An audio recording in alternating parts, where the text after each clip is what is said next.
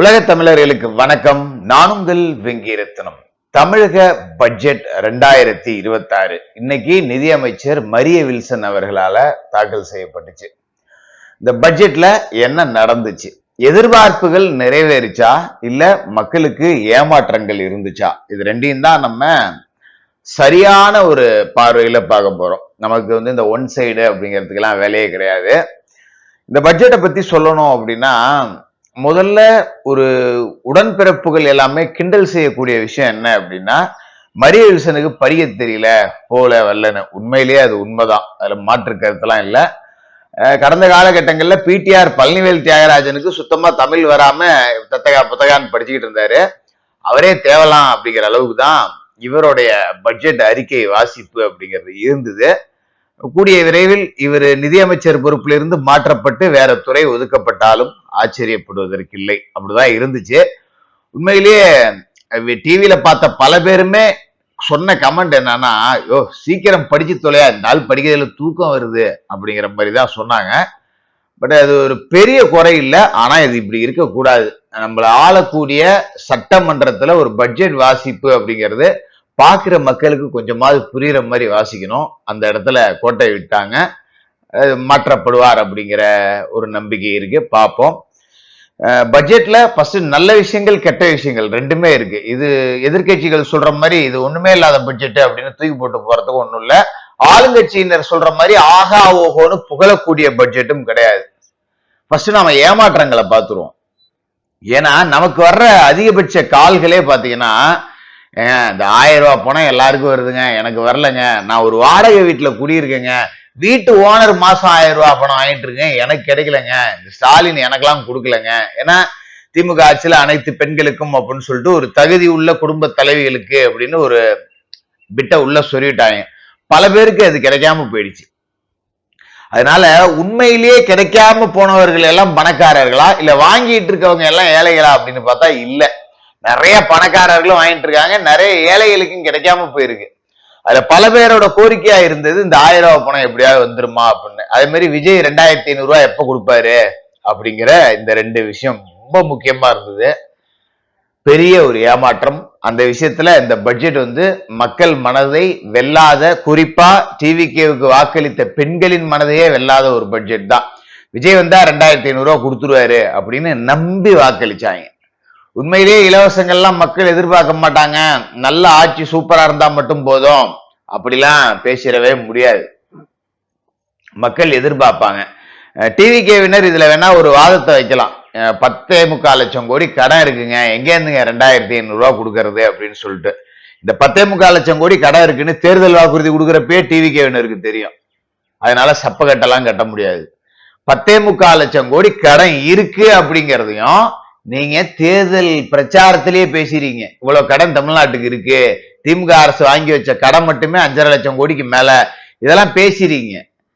அப்ப நிதி நிலவரம் என்ன அப்படிங்கிறது சாமானியனுக்கே தெரியும். வருஷம் பட்ஜெட்ல வரவு எவ்வளவு, செலவு எவ்வளவு, பற்றாக்குறை எவ்வளவு, நிதி சுமை எவ்வளவு, கடன் எவ்வளவு, வட்டி எவ்வளவு அப்படிங்கிறதெல்லாம் டீட்டெயில்டா கொடுத்துட்றாங்க.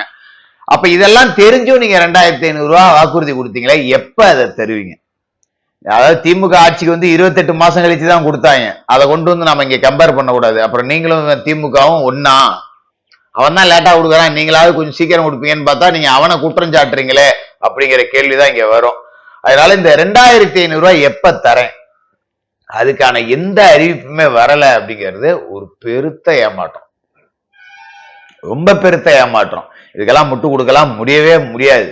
ஏன் இப்ப 2500 ரூபாய் தரேன் நீங்க அப்படிங்கிற ஒரு கேள்வி இங்க வச்சிடலாம். அப்ப இது போலியான வாக்குறுதியா?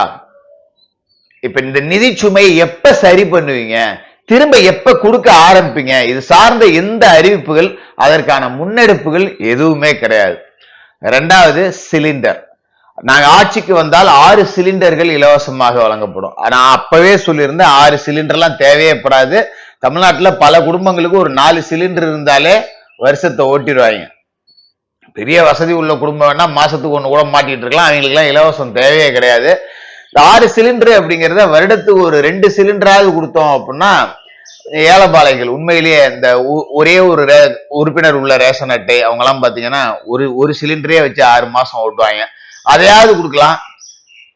எந்த முன்னெடுப்பும் அதற்கான அறிவிப்பு எப்ப தரோம் எதுவுமே கிடையாது. அது மாதிரி முதியோர் உதவித்தொகை நாங்க ஆட்சிக்கு வந்தா உயர்த்தி வழங்கப்படுறோம் அப்படின்னு சொன்னாங்க, இல்ல. மீன்பிடி தடை காலத்துல மீனவர்களுக்கான நிவாரணம் 20,000 ரூபாய், எந்த அறிவிப்பும் இல்லை. இப்படி டிவிகேவோட தேர்தல் வாக்குறுதியில மக்கள் கொண்டாடிய விஷயங்கள், எப்பா விஜய் வராருப்பா அதெல்லாம் கொடுத்துருவாப்லப்பா எங்களுக்கு நம்பிக்கை இருப்பா. ஏன்னா இப்ப நான் சொன்ன திட்டங்கள் எல்லாமே ஏலபாலைகள் எதிர்பார்த்து காத்துக்கிட்டு இருக்கிறது. பெரிய பணக்காரன் வந்து 2,500 ரூபாய்க்காக போய் ரேஷன் கடையில நின்றுகிட்டு வருமானு பார்த்துக்கிட்டு இருக்க போறது கிடையாது. முதியோர் உதவித்தொகை நல்ல வசதி வாய்ப்பு உள்ளவங்க அது வந்தாதான் சோறு திங்கணுங்கிறவங்க அதை எதிர்பார்த்துட்டு கூடாது. இந்த பணம் இதுக்கு பேரே அனாதி பணம்னு சொல்லுவாங்க, அந்த வார்த்தையை பயன்படுத்தக்கூடாது. ஆனா கிராமத்துல இன்னமும் இதான் சொல்லுவாங்க, நான் அனாத பணம் வந்துச்சுன்னா வாங்கி சோறு திங்கலான்னு பாக்குறேன், டீ கடையில அக்கௌண்ட் வச்சிருக்கையா ஒரு 400 ரூபாய் கடன் இருக்கு அப்படின்னு. ஏன்னா நானே ஒரு நபரை பார்த்திருக்கேன், ஓஏபி பணம் வந்து அவர் வந்து டிவி தீராத வயிற்று வலியால தற்கொலை பண்ற முடிவுக்கு வந்துட்டாரு.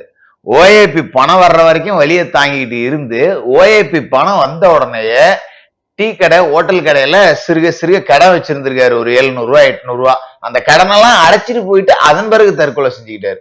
அந்த மாதிரி மானஸ்தர்கள் வாழக்கூடிய நிலம், அவங்களாம் இந்த பணத்தை எதிர்பார்த்து காத்துக்கிட்டு இருக்காங்க. யாருக்கிட்டையும் போய் கையேந்திலாம் நிக்க மாட்டாங்க.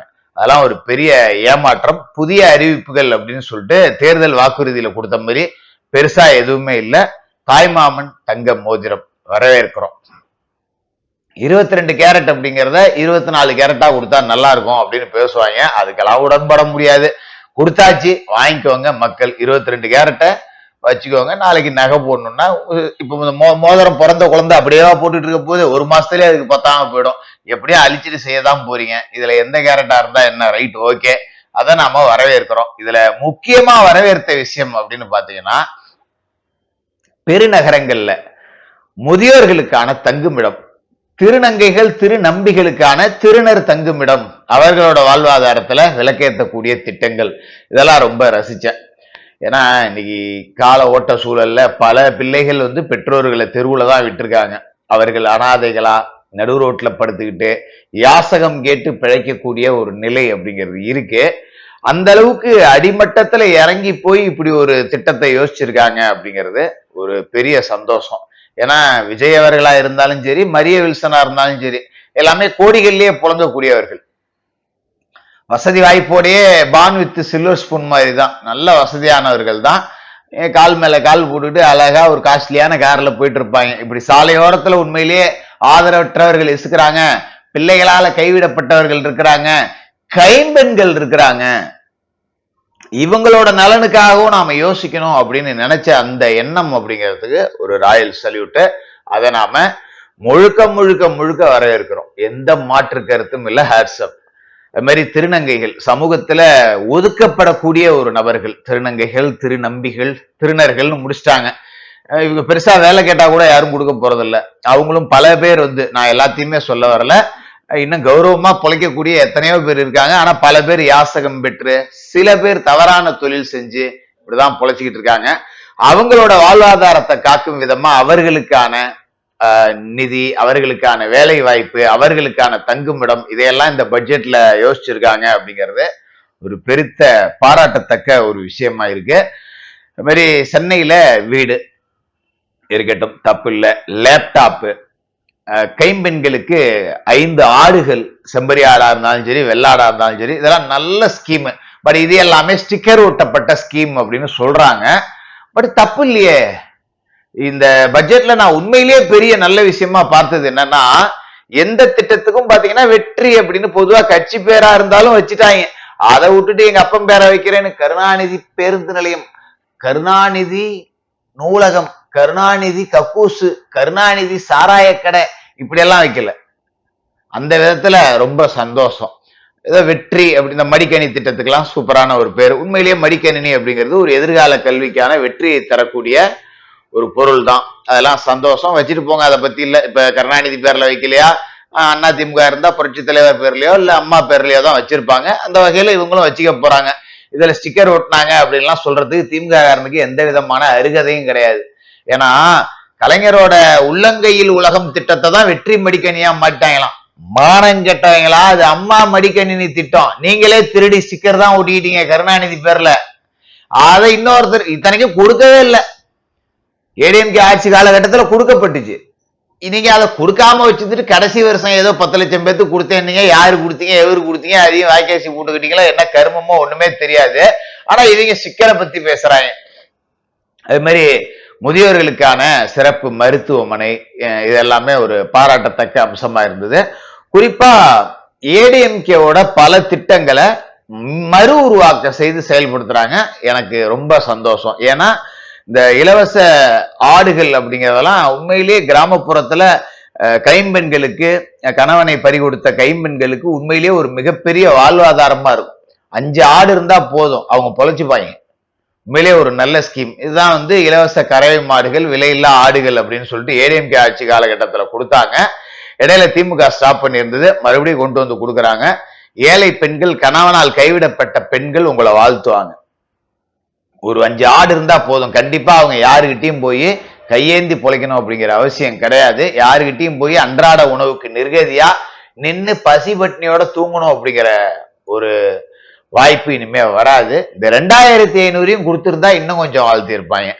அது ரொம்ப சங்கடமான விஷயம் தான். மறுபடியும் சொல்றேன். அதே மாதிரி பாத்தீங்கன்னா இந்த மின்சாரத்துக்கு டிஜிட்டல் மீட்டர் அதெல்லாம் எல்லா ஆட்சியிலையும் செய்யறது போறது வர்றதுதான்.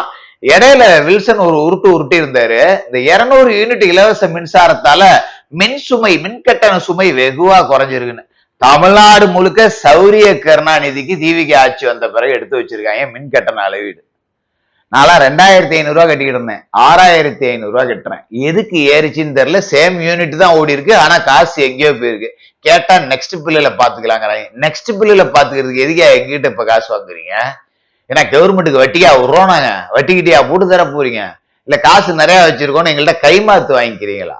இதெல்லாம் புரியவே இல்லை சத்தியமா என்னன்னு. சேம் யூனிட் ஆனா பில்லு 3 மடங்கு வருது. பல பேருக்கு வந்திருக்கு, எனக்கு மட்டும் இல்ல. சரி பாப்போம், அடுத்த பில்லுல பார்த்துட்டு என்னன்னு பார்த்துட்டு தான் அது சார்ந்து பேசணும் தான் பேசாம இருந்தேன். ஆனா கூச்சமே படாம மின்சுமை வெகுவா குறைஞ்சிருக்கு அப்படின்னு சொல்லிட்டு திமுக கார மாதிரியே எங்க காது கேட்கறதுக்கு மட்டும் இல்லைன்னு நினைச்சீங்க பாருங்க, அதெல்லாம் மன்னிக்கவே முடியாது. மற்றபடி இந்த பட்ஜெட் பெரிய அளவுல குறை சொல்றதுக்கு எதுவும் இல்ல. தேர்தல் வாக்குறுதிகள் நிறைவேற்றப்படல. மற்றபடி அதிமுகவோட திட்டங்களா இருந்தாலும் சரி, திமுகவோட திட்டங்களா இருந்தாலும் சரி, அது தொடருது. பரவாயில்ல, இது மக்களுக்கு ஓரளவுக்கு போய் சேரணும் அப்படிங்கிற எண்ணத்தோட அந்த திட்டங்களை கைவிடாம தொடரக்கூடிய அந்த மன பக்குவத்தையும் நாம பாராட்டுறோம். அதுல எந்த விதமான மாற்று கருத்தும் கிடையாது. ஆனா தப்புன்னு தான் சொல்லுவோம். 2500 ரூபாய் பணம் வரல அப்படின்னா, நிதிநிலை சரியில்லைன்னா நீங்க என்னத்துக்கு வாக்குறுதி கொடுத்தீங்க? அப்ப மக்களை ஏமாற்றுவதற்காக ஒரு தேர்தல் வாக்குறுதியா? திமுக இப்படிதான் பொய் வாக்குறுதி கொடுத்தே மக்களை ஏமாத்தி பழக்கம். 6 சிலிண்டரு, 2500 ரூபாய் பணம், இப்படி எல்லாம் அடிச்சு விட்டுட்டீங்களா? இல்ல வார்த்தையை விட்டு மாட்டிக்கிட்டீங்களா? இல்ல நம்ம ஆட்சிக்கு வரமாட்டோம் சும்மா கொடுப்போம் அப்படின்னு கலர்ஃபுல்லா கொடுத்து இப்ப சிக்கல்ல மாட்டிக்கிட்டீங்களா? சத்தியமா எனக்கு புரியல. நீங்க பணமே தரலனாலும் பரவாயில்ல, அதற்கான ஒரு வரியாவது அதுல இடம் பெற்றிருக்கணும். இத்தனாம் தேதியில இருந்து தரப்போறோம், இல்ல அடுத்த பட்ஜெட் கூட்டத்தொடர்ல தருவோம் அப்படின்னு எந்த விதமான அறிவிப்பும் இல்லை அப்படிங்கிறது பெருத்த ஏமாற்றம். சில எதிர்பார்ப்புகள் நிறைவேற்றக்கூடிய சிங்கப்பெண் அதிரடிப்படை அதிகபட்சமா இன்னும் வளர்க்கப்படும் அப்படிங்கிற மாதிரியான விஷயங்கள்லாம் பாராட்டுறோம். எதிர்பார்ப்புகள் பெரிய அளவுல ஈடேறாம ஒரு மார்க் வைஸ் அப்படின்னு பாத்தீங்கன்னா ஒரு 100க்கு ஜஸ்ட் பாஸ் மார்க் அப்படிதான் இந்த பட்ஜெட்டுக்கு கொடுக்க முடியும். பெரிய அளவுல ஒரு வெற்றி அப்படின்னு தூக்கி தலையில வச்சு கொண்டாடக்கூடிய பட்ஜெட்டா இது இல்லை அப்படிங்கிறது தான் என்னோட பார்வை. தொடர்ந்து பேசுவோம்.